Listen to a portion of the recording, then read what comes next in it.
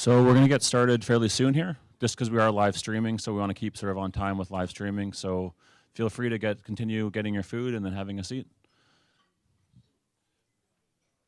And as well sign in if you can, once you're done.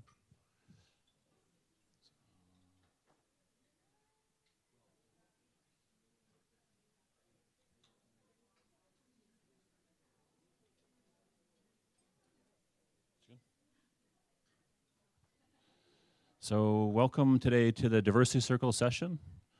We are honored to present on behalf of the Communications Department at BCIT, the Language and Diversity session. My name is Joseph. I am an advisor with BCIT Aboriginal Services and also work on the volunteer and work on the Diversity Circles project, and I'm also a director at large with the Faculty Staff Association. At this time, I'm honored to invite up our elder Mary Roberts from Musqueam First Nation to do a welcoming to the traditional Coast Salish territory.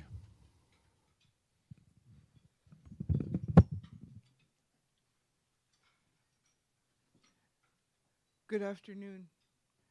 My name is Mary Roberts. My traditional name is Svetlana. I would like to welcome you to Squamish, Tsleil-Waututh, and Musqueam territory. It is my honor to do this opening for language. I believe that language not only creates self-esteem in each individual, but it also paves the way to a communication to make us aware of each human being's cultural background. Thank you.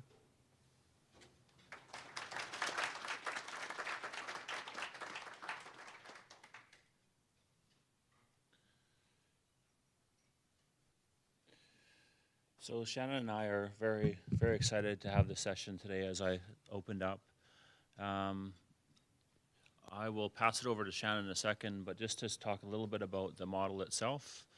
Really, Diversity Circles is about creating a dialogue for faculty, staff, and employees at BCIT to start discussing diversity. And that comes in many different forms. Diversity Circles as a start has looked at gender, Indigenous, and learning differences in neurodiversity. The reason for this scope is that it is such a big topic, and we really want to look at taking off bite-sized pieces and acknowledging each of these appropriately and with our full support and attention. And this is where we look to you as faculty and staff, which is just so powerful. So I will pass it over to Shannon now to explain a little bit more. Thanks, Saw. And thank you so much, everyone, for coming today and braving the return of the snow. Hopefully it wasn't too harrowing getting here. I know that some people have been to our Diversity Circles meetings, and some people perhaps are new to these meetings. So as Saw said, this is a forum which will have many different events, smaller workshops, bigger workshops. We have a digital presence. We can come into departments. We can partner with industry to bring in speakers that your department might be interested in on the topic of diversity. So we have many different channels, but I want to draw everyone's attention to the newsletter from the FSA this month. Gives an overview of Diversity Circles. So on your way out today, for sure, please grab one of these newsletters. And this way you can take some time, hopefully, in your spare time and read a more detailed overview of Diversity Circles if you're interested. It talks about the philosophy, the impact on faculty and staff and employees at BCIT. It talks about our beautiful Diversity Circles logo, which was created by Aaron Nelson Splash Moody, a well-known Coast Salish artist, explains, he explains in his own words the meaning behind this logo, talks about some of our activities. So I just wanted to really draw your attention for more details to the newsletter. And of course, our website is also on this newsletter, and you can get a lot of different information from that. So our goal today is to talk about language and diversity. And this is an example of some of the intersecting nature of diversity. So we talk about cultural differences that we all have, or intersections of our many different cultures. And part of that is just to reflect on where we've all come from. So another thing that we want to ask you to do before you leave today is to place some dots on the world map that we have at the back. So we have a giant world map at the back, and there are some instructions there to reflect on your place of origin, your parents' place of origin, and your grandparents' place of origin. So just to remember that, you know, we are all obviously diverse, and many of us come from different language backgrounds, and that's a fantastic thing. Our goal today is to celebrate that, and also to look at some ways of how we can support our students who have multi-languages so that everyone has the most positive educational experience here at BCIT. So with that, I don't want to press my speakers too quickly through their lunch. So while we're just finishing up, I'll mention who will be speaking. Tom Roemer is here to provide some words on the value of diversity. Bonnie Johnston from the Learning and Teaching Center. Andrea Matthews is going to talk about student language development. I'm going to pretend that I'm Katherine Golder, and Katherine is sick today, but so she sent me her notes. She's my colleague in COM. She sent me her notes, and I'm very familiar with the topic she was going to talk on. So I'm going to put on my Katherine Golder persona and sit alongside Craig Cowan, the Associate Dean for Electrical and Computer Engineering Technology, to talk a little bit about that. We're also really honored to have a student with us who will also give the student perspective on language and diversity. So these are just 5, we call them lightning speeches. 5-minute speeches to reflect on some of the different facets of language diversity at BCIT. Then we'll do a small table activity. Hopefully by then everyone will be pretty much finished eating. We can clear away some of it. We'll clear away, we'll deposit our dishes at the back. We'll do a table activity, and we're going to try posting our comments live to the loop, which will be a new thing, which will be pretty cool. And we'll finish at the end with a quick wrap up, and then more time to browse the marketplace at the back. So at the back, we have subject matter experts on diversity, cultural and language diversity at BCIT. So the communication department is represented, specifically profiling their language support tutorials. And as well, Bonnie Johnston has handouts from the LTC. Trades Access is represented, talking about their some of their Trades Access programming, and that's really exciting. The School of Business is represented with their study abroad and international programs. The Learning Commons and the Writing Center is represented, and also the Disability Resource Center has some really amazing tools to support students. Students of who have any first language, as far as how they process reading and writing here at BCIT. So I don't think I've missed anything. Oh, and the Student Association here is also represented. Thank you, Zah. And Student Association International Mentoring and other mentoring programs. And PELD and ISEP are also represented. Thank you, Andrea. See, I'm just winging it because I want to give people to eat. So if people time to eat, so I'm just like,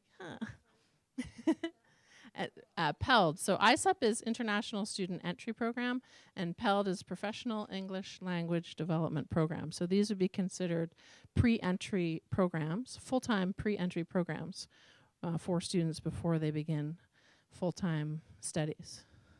So one more call out since I'm winging it. Did I forget anyone? Did I forget anyone at the marketplace or on our panel? We're okay? All right, great. Well, thanks again, everyone.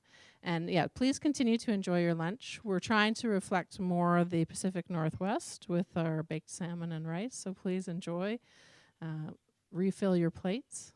And if Bonnie Johnston or Tom Roemer are finished eating, I'm going to call them up. Tom's ready? Okay, Tom's ready.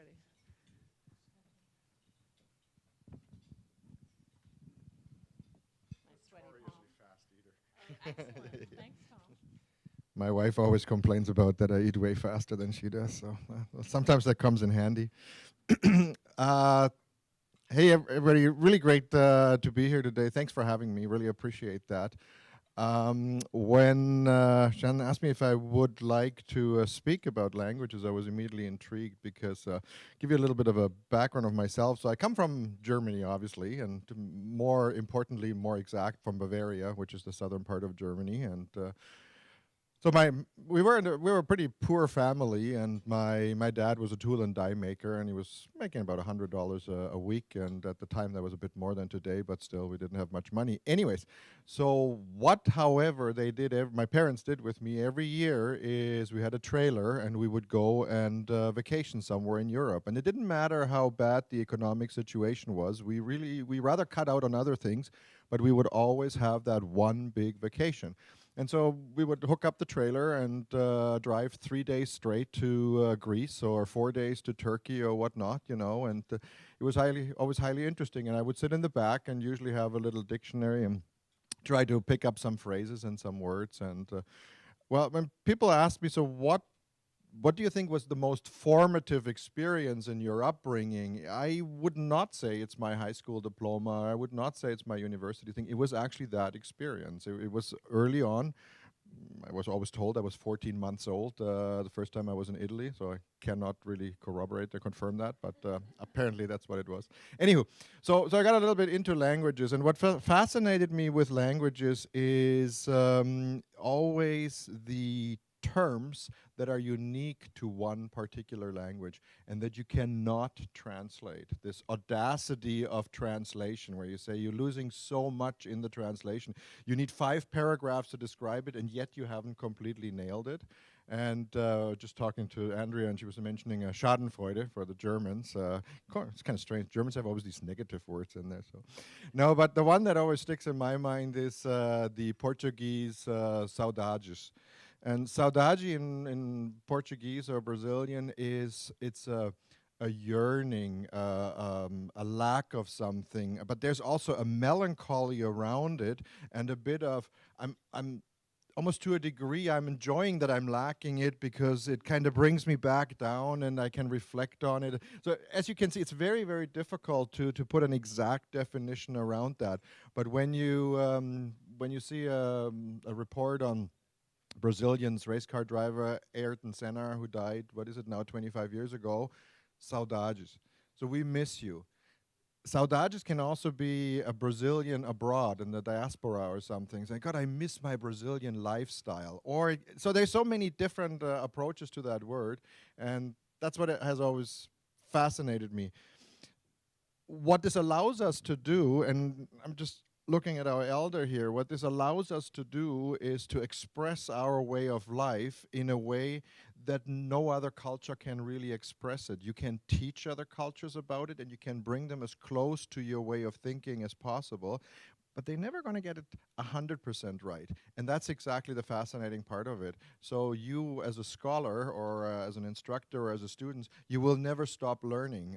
You cannot say, well, once I lived in BC for 5 years, I have completely figured out the First Nations. I think you could live here for 500 years and you would still not completely understand it, because you have to immerse yourself into that culture in a different manner.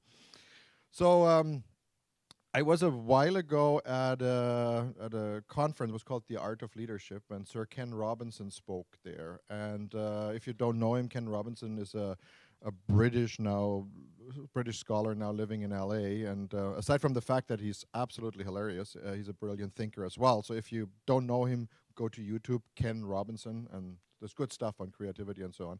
But he showed a slide, and I wanted to bring it, and of course I forgot. But the slide showed basically a jungle, and in the middle of the jungle there was a tiger. And he said, if I show that slide to Western people and says, what do you see? They look at it and they say, I see a tiger. He said, if I show it to Asian people, they will say, I see a tiger in the jungle, or even, I see a jungle scene. And I found that highly interesting, because what it means is, or what it implies is, that we Westerners have a tendency to grasp always this, we focus, we zoom in on something. We have this middle piece, and that's the one that we now need to research or describe or work with. Whereas a lot of Asian cultures, and I believe, and maybe you can help me out with that, I believe the First Nations are the same way. They look at things a little bit more holistically. They look how it links, how it interlinks, and so forth. And that's where I see the value of diversity. So when we bring in people from other countries, or when we bridge between indigenous and Western styles of learning, we bring different viewpoints. And these viewpoints can never be complete, but they can open the door for more tolerance, for more interest, and for more engagement in other approaches or in other ways of doing things. And so when we invite now 4,000 people from other countries to BCIT, what ails me always is that at some point there's always the monetary aspect attached to it. And I would really like to push that one in the background and talk about how we have the opportunity to bring actually the world to BCIT. We have the opportunity to bring other cultures here and then link them, bring it all together with our indigenous cultures and our Western cultures. And what I want to do, what I'm working on right now, is to make sure that this is a pleasant experience for both the people who come, that they're successful here, that they're welcome here, and for the people who receive them. So, and I'm going to finish with that.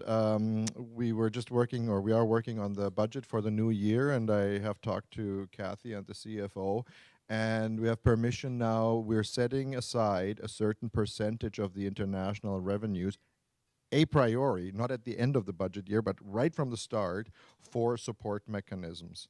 And so the idea being then, I haven't figured out yet how we then implement it, but I said I need every year, whatever it might be, $200,000, $300,000, $400,000 in order to implement support mechanisms. This could be writing support. This could be hosting events like this, for example. This could be capital funds to have an international cafe somewhere. I don't know, and I also don't want to prescribe it, to be honest with you. That's not mine to do, but I just want to say we're working on that. We're currently advertising for an associate dean in that area who's supposed to lead all of that. It is supposed to be an associate dean of interculturalism, so who bridges the indigenous and the international pieces together, and who's solely focused on creating a more welcoming environment. We're a technical institute. Technical institutes are always a little bit, by default, a little bit cold, a little bit sterile. It's different than a liberal arts faculty. But that doesn't need to be this way. Technology is an interesting piece as long as you wrap it into a bit of a cultural and experiential background. So I leave it at that. You will hear much more about it. I should probably not presume that the board will pass the budget, but I'm pretty sure that that item will go through, because it was very, very dear when I explained it to Kathy as well. So we're going to do that, and then together we can figure out what's needed, what do we want to implement. Okay, so that tells you where I'm coming from and where I would like to go. And now you can tell me where to go. So that's good.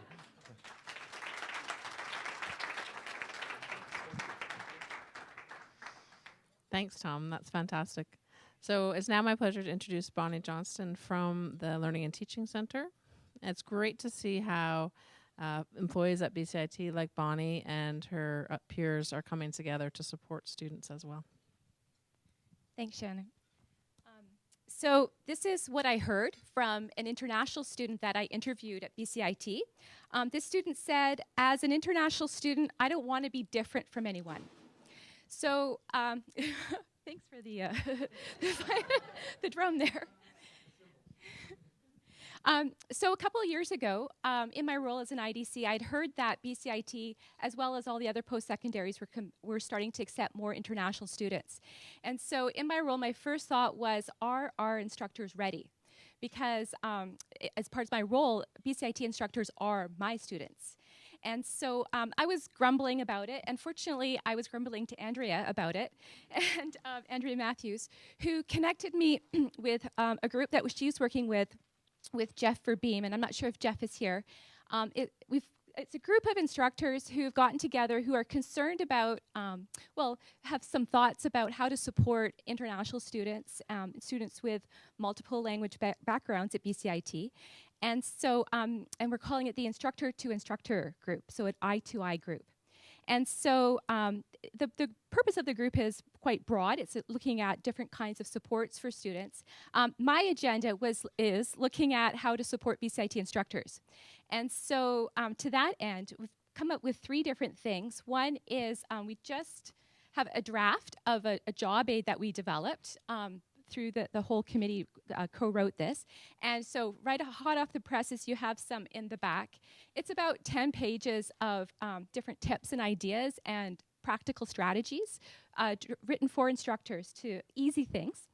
The second thing is we're developing workshops that I'm holding back on offering because we want to align it with the teaching and learning strategy. And the third thing is, which is what I'm going to talk about now, is I went around and I interviewed a bunch of volunteer international students to just ask them about their stories of their learning experiences here at BCIT.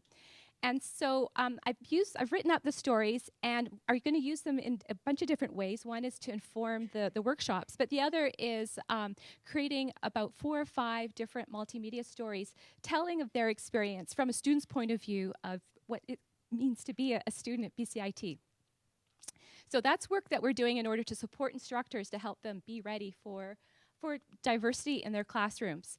There's a varying degree of readiness. I'm looking at a lot of you here, and I think a lot of you are ready. And so it's a lot of the other instructors who aren't here who worry me. I'm going to read to you another story. This is another from another international student, what they told me about. This student said, I had an instructor who showed a video in class and gave students a question sheet beforehand. As we watched the video, we had to listen to the answers to the questions. This was really helpful. It helped me focus. It also helped me connect with what was in the textbook. So this is a positive story, right? A positive story of learning that the student experienced in the classroom. Why I like this story is because this instructor is using strategies that helped this particular international student for whom English is not their first language, but it's also a strategy that helps all students, right? So in sort of teaching strategy talk, that's using an organizer in advance.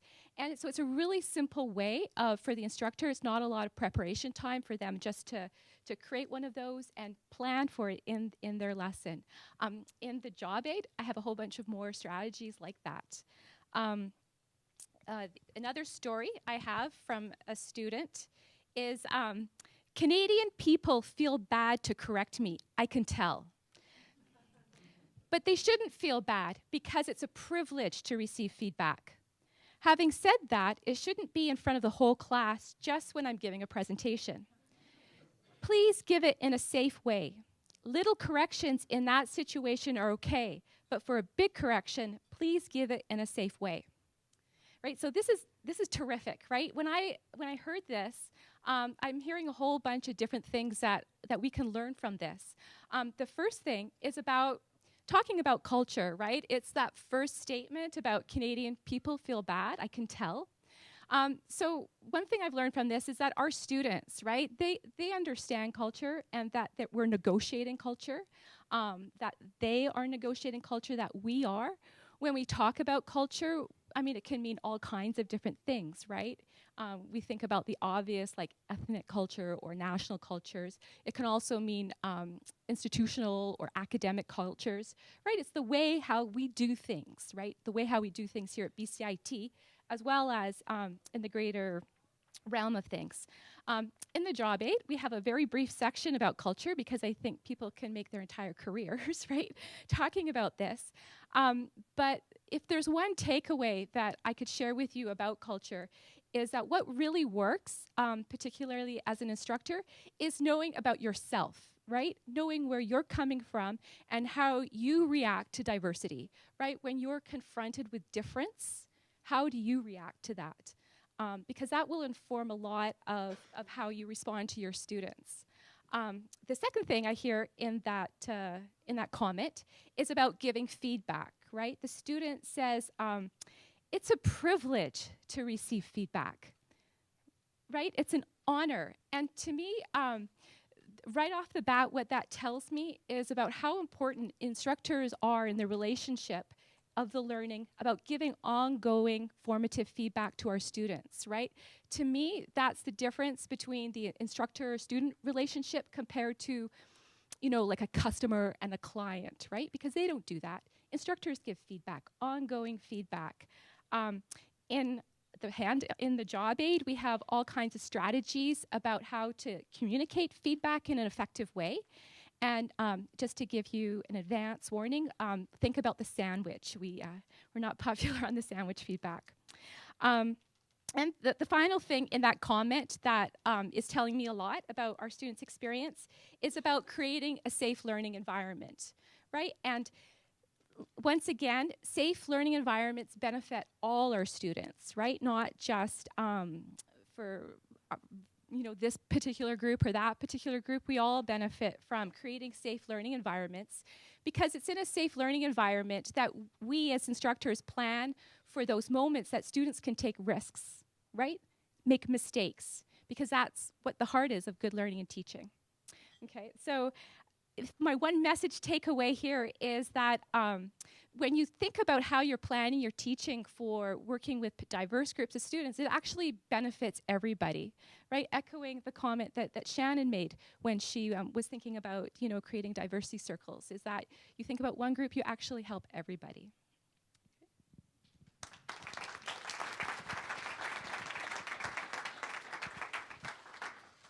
Thanks so much, Bonnie, and it's just fantastic to have the LTC and so many groups at BCIT supporting and working together. That's great. Your talk reminded me of something, which is that the communication department actually has 2 courses on intercultural communication. One is at the diploma level, so for students, primarily business management students are taking it. So there's a diploma level intercultural communication course, and the instructor is here, Janice Klassen, if you wave. And there's also a degree level intercultural communication course, which is mainly taken by BTech students, a lot of computing students in the BTech, and also by BBA students, so school business students. And it's 100% online. So that is actually a course that employees and instructors would also enjoy for those who want a more in-depth exposure to intercultural communication theory. So thanks again, Bonnie, and thanks for reminding me of that in your own way, in my own strange way, supporting instructors. Now it's my pleasure to introduce Andrea Matthews, who is the program head for ISEP and PELD. As I mentioned before, ISEP is the International Student Entry Plus program, and PELD is the Professional English Language Development program, and Andrea is going to talk about language development in students. Thanks, Andrea.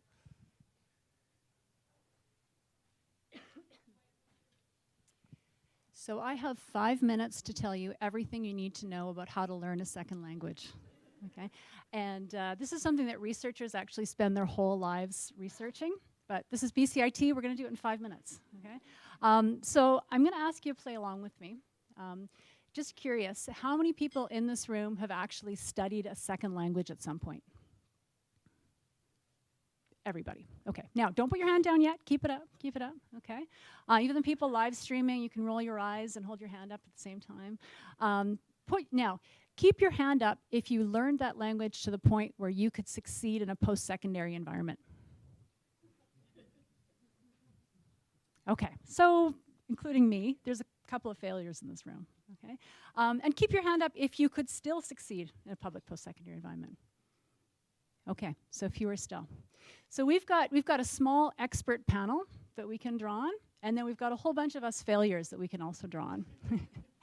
So some of the people that I saw whose hands went up, just wondering some of the things that you think about that helped you or were important in you learning a second language.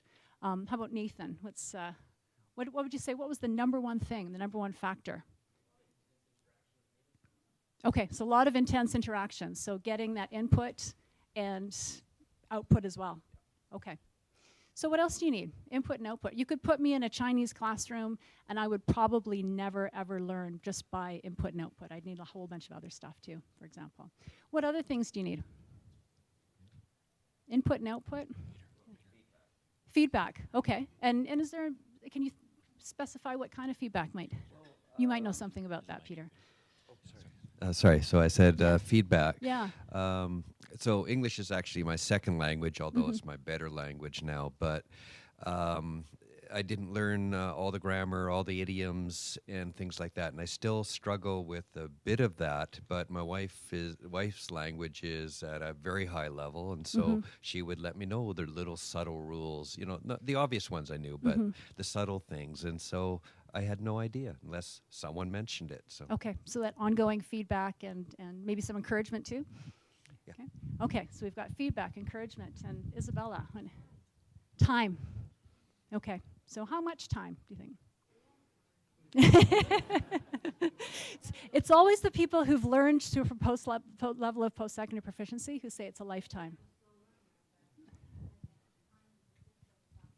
Okay, yeah, so time and opportunity. Yeah, so just time and opportunity. So time and opportunity, input and output, feedback. What else are we missing? Tom, what's immersion? Okay, and what is it about that immersive environment that does it? What is it? The language becomes natural to you. Okay. When you get up in the morning, the radio, every sign on the road, every billboard, you don't notice anymore that you're learning. Okay. Whereas if you do it artificially in a different country, it doesn't matter how many hours you put in, it becomes more like learning a math formula. You know, Okay. you don't get that familiarity and that it doesn't become second nature this way. At Okay. least it didn't for me, I should say. Okay. So what I'm picking on there is also motivation. Sounds like Absolutely. that it's motivating. Yep. Okay, and you're motivated to become a part of that culture. Okay, so we've got motivation, strategy, or we've got motivation, we've got comprehensible input, we've got feedback. What else do we need? Time. Encouragement. Encouragement. Okay, and have you learned a language too? Tried to. Tried. Okay. Yeah. But that's one of the pieces that keeps you wanting to learn more. Okay. Good. And that's again motivating. Yeah, you did. Explicit explanation of why native speakers do something in a way. So the explicit teaching from someone, like why you are writing this way, why you are speaking that way, and if you don't, how are you perceived? Okay. So someone to guide, someone to maybe teach some guidance. strategies. Would that be a good way to? Yeah. Yeah. Okay. So there we've got 5 things right there, right? We've got strategies, we've got time, we've got opportunity, feedback. One more over here. Yeah, Janice? This might tie in with motivation, Yeah. but confidence and a learning environment that will help overcome fear of making mistakes. Okay. Okay.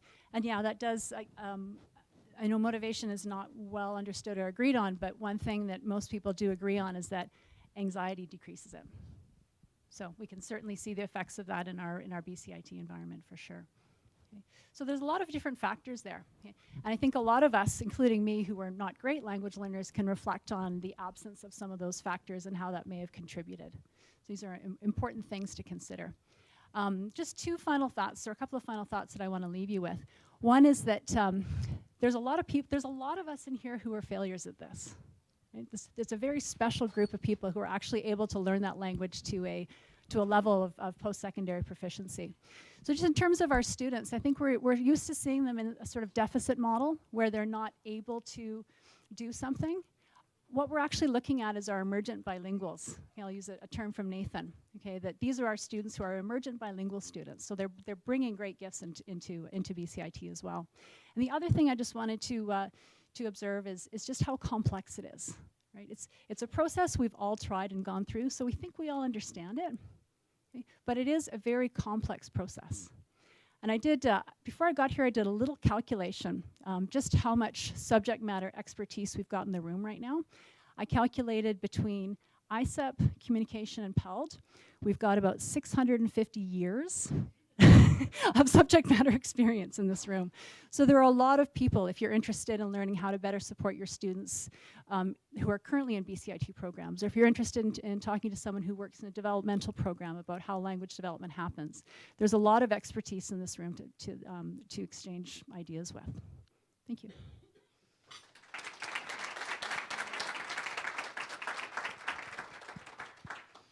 Thank you so much, Andrea. That was very informative, and thanks for squishing all that into approximately 5 minutes. Just before Craig and I take the stage, one other thing I wanted to ask Svetlana Komenko from the School of Business, the study abroad programs, just to come up and talk for 2 minutes, because it dawned on me that, of course, we're talking a lot about, domestic students who have multi-languages and also people who are international students, but we are also sending students outward as well. So I just wanted to reflect on that for 2 minutes. Thank you very much. I'm very happy to be part of diversity circles, and as you notice my accent, I do speak other languages, Ukrainian, Russian, and a little bit of Polish. That's why my English is not that good. I'm so pleased that we started this diversity circle project because we prepare our students for a very multicultural job market and a very diverse job market. And that's why internationalization has to happen on campus, and also we have to make sure that we provide opportunities that allow our students to immerse themselves in a different culture. And you cannot do this through watching a movie or just speaking to a friend in Vancouver. You really need to have the deep immersion and go through culture shock. And that's what helps you to nurture that intercultural competence that employers are going to look for and already are looking for. And we are doing our baby steps with Com department to do this. And last summer, we were very pleased to partner with Com department and our both field schools in Europe. And we run every year our short study abroad programs, one in Spain and France and another one in Austria and Italy. Part of the academic program was intercultural communication course. That was delivered in a blended format online and through guest lectures when we were in Europe. And everything you learn, right, you can apply because you are surrounded by different culture and you have an opportunity to have that intercultural communicational dialogue. I don't want to take a lot of your time. There is a table at the back, and I have my colleagues today with me, Mark Nakamura, who is our international student advisor for the School of Business, because in addition to sending students abroad, we welcome students that are coming for exchange program from more than 22 universities. Now it's 25 from around the world. So we have a pretty good cultural, multicultural, diverse environment in our classrooms. And usually European students come and they speak 2 or 3 languages. A few of our Belgian students that we had last semester spoke 5, 6 languages. And it was such an inspiration to have the students as a role model for our students, for Canadians. And they are a huge push that our students want to go and explore and try to step out from that comfort zone and grow personally and professionally. So there are 2 brochures at the back. One is international education, and you can find information about our exchange programs, about our international degree completion partnerships, and our double degree.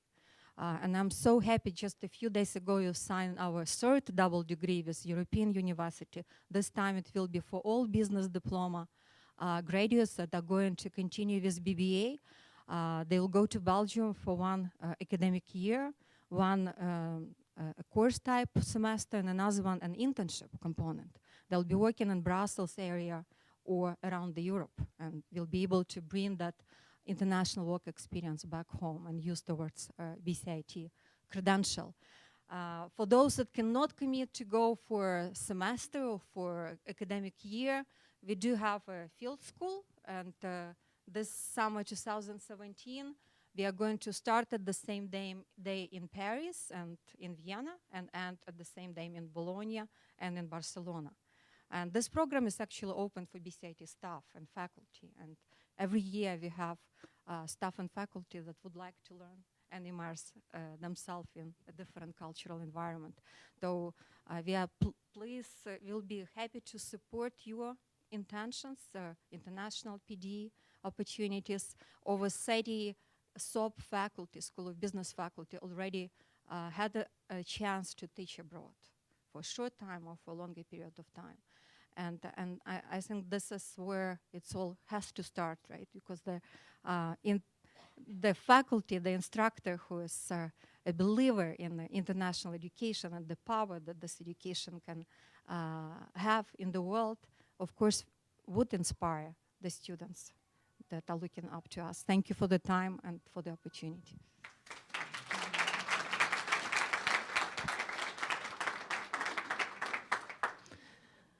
Thank you so much, Svetlana. So I'm going to put Craig on hold one more time because his student Jake has to go to class at 1:30. So I'm going. And it's my real pleasure and honor to welcome one of our students in the Electrical and Computer Engineering Technology program, just to provide his perspective on the topic for today. Don't be nervous, Jake. Come on up.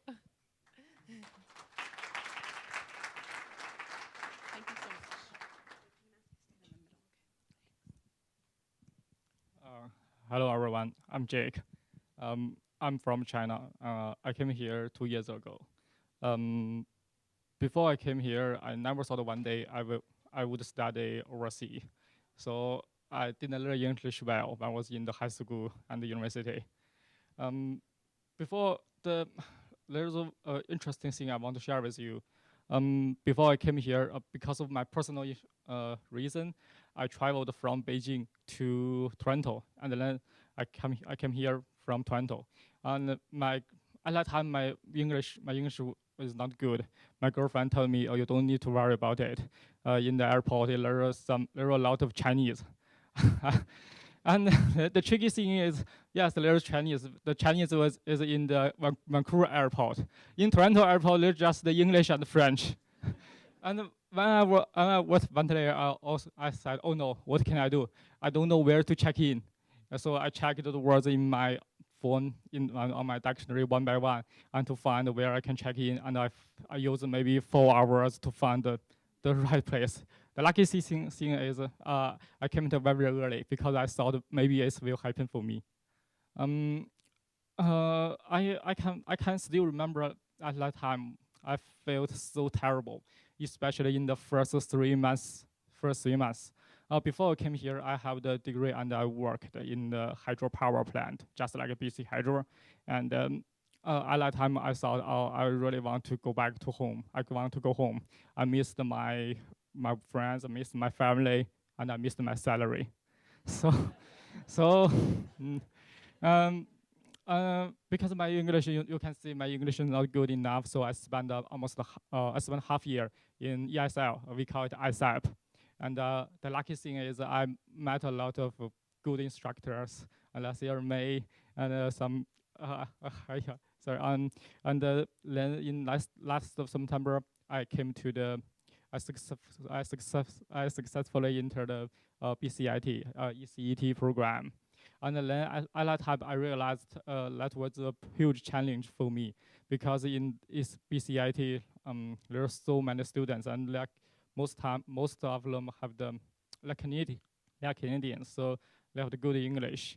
And in the communication class, I thought, "Oh, I think I can't pass it. I want to drop my class. I think I need to go back to ISEP to learn 1 more year, and then I can begin my program." But I'm lucky again. I'm at Katherine and Linda. They helped me a lot in last year. So I successfully passed the level 1. Now I'm the level 2 student. In my presentation, I want to say the most important thing for me is the confidence. Firstly, I am afraid I don't want to do anything. I want speaking English with anyone.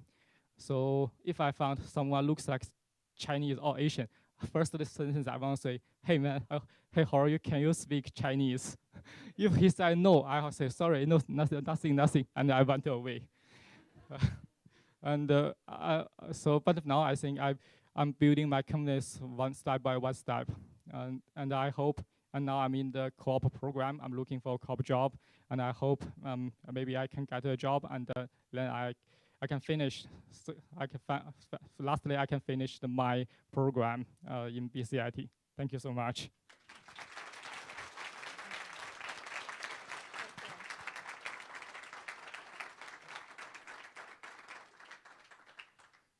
Thank you so much, Jake. That was fantastic. And thank you for sharing your story. That really means a lot.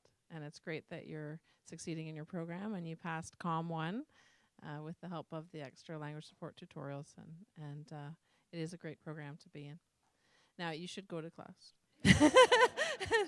You should go to class. Yeah, absolutely. Thanks, Jake.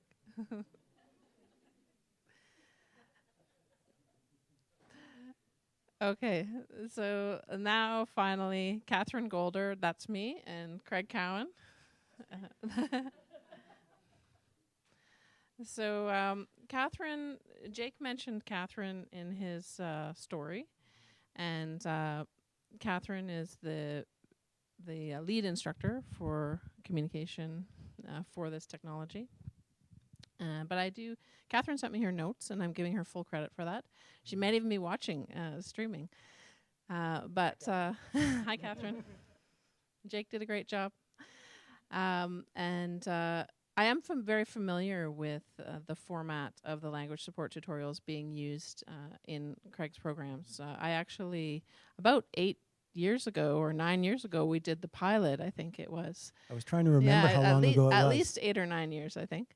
It was my son was very young. And so we ran the language support tutorial as a pilot, and we found that it was successful. And then the program made the decision to embed the extra language support tutorial in the actual full-time program. So rather than being sort of a standalone thing off to the side, which was a bit tricky to timetable, it was actually embedded right into the full-time program for the students, which makes it much more effective to timetable, obviously, and to serve the students. So the way that it works is that in the first week of class or the second week of class, every single student in the cohort, first term, in first term, is interviewed by the comm instructors, and they also write a diagnostic. And it's not a scary thing. It's presented to the whole cohort in a very positive way. Yes, absolutely. Yeah, so it's presented as, everyone. This can help anyone in this room. Not even necessarily English as additional language students. Each term there are some native speakers who actually want to take the language tutorial, right, to improve their grammar, to improve their competency. So it's presented to the cohort in a really positive way, and it's really a demonstration of the program's support for its students. Hey, we are offering you this extra resource, and so in that sense, there's no sort of stigmatizing. No negative part about it. Yeah, there's no negative part about it. So in those first 2 weeks, they present it to the cohort. They do that written diagnostic, and again, every single student does it. It's not like certain groups of students are singled out. And based on the written and spoken diagnostic, students will be recommended to take the tutorial. Now, it's not a mandatory tutorial, but as you can, in the sense that there's no punitive reaction for not attending, but as you can tell, it's presented in such a positive way as a resource, that will help you improve your grades. So I think about 90% of students do actually, who are recommended, do actually attend it. I think so, yes. Yeah, and as I said, and a few other students sneak in who weren't even recommended. So sometimes I know I didn't need it, but I'd like to take it. Yeah, exactly. One of the things that Katherine mentioned in her notes is, the reason it's a really fabulous resource is that the students are basically prepped for the upcoming COM class. So in other words, the students in the tutorial will have the pre-work so that they know what's coming up, and that way they have much greater confidence in their actual COM class, and their interpersonal skills are much improved. Jake mentioned confidence. And it makes a huge difference when they have that pre-work in the language support tutorial. They know what they're going to be doing in class. They've had some preparation. They've also been exposed to the vocabulary. So if it's quite a technical exercise with some technical vocabulary, they're actually exposed to that discourse twice. They're exposed in the pre-work in the language support tutorial, and then they arrive at the COM class.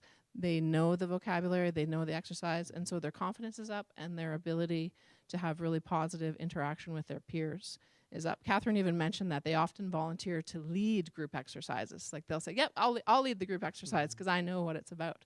So Aces. yeah, exactly. So, it's very interesting that Jake mentioned confidence, and here, what we see with the language support tutorials is that they give that confidence. They make the interpersonal interactions of the students really positive in the comm class. And they also get that exposure to the technical vocabulary, doubled up. So they're getting it in the language support tutorial and in the actual class. Is there anything else that you want to add about the tutorial? Maybe what I'll add is I was really pleased to hear Jake's words today, because as an associate dean, you're somewhat disconnected from the day-to-day life of students. And so when Katherine and Shannon came to me with this idea, I thought this is great. And as like many of you trying to learn a second language, I know what the fear and the difficulty is going through that, so I wanted to support it.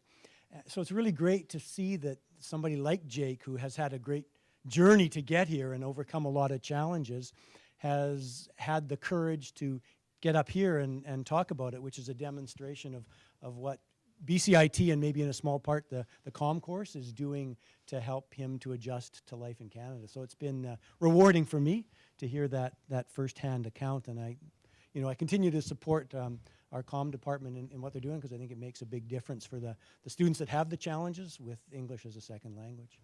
Thank you so much for those words, Craig. And we'll just finish by recognizing a couple other success stories. So on the screen here, we have TJ Moon and Skylar, who are, again, electrical and computer engineering technology students who are also second language or additional language students of English who went through the language support tutorials combined with their comm classes. And they actually won Presentation Idol in 2 different years.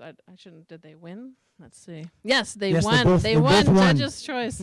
They won Judges' Choice and Audience Choice Awards in Presentation Idol. And for those of you who don't know, Presentation Idol is BCIT-wide competition open to students in engineering and technology programs. It's like public speaking contest, Presentation Idol. And yes. So it was great to see those students competing alongside BCIT peers who are native speakers of English, and to actually win these awards is really fantastic and a great sign of how we can really support our students to succeed. All right. Yep. Thanks, Craig. Katherine, I hope I did okay, and thank you for listening, everyone. Thank you all.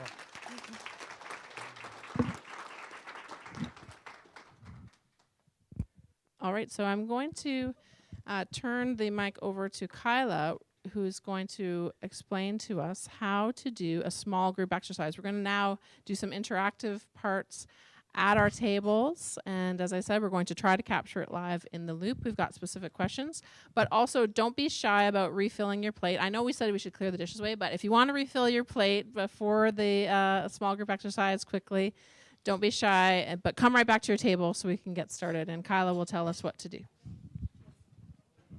Yeah, maybe take a minute to also take empty dishes away. It looks better in the pictures. Yes, there is a table at the back for empty dishes, a round table. We kind of have to stack. Paper here. Just asking you to write down 3 suggestions you have for addressing some of the challenges. We wanted to do this as a quiet, silent reflection sort of thing, in part to give folks a chance who maybe don't like to talk in tables to contribute, but also because we're hoping to capture these and take them back with us and share them out. Again, we'll share all this with you via the loop. And then the other thing we want you to do before you leave is go to our world map at the back. We're starting to take this around to us from workshop to workshop and have you place yourself based on the instructions, if multiple generations there. And then the other thing we want to mention is that next Friday you can have lunch with us again. We're having an event on the culture of mentoring. We have a special guest joining us, Andrew Judge. So we encourage you, if you haven't already, to go to our page, which is bcitfsa.ca/diversity circles, and sign up for next Friday.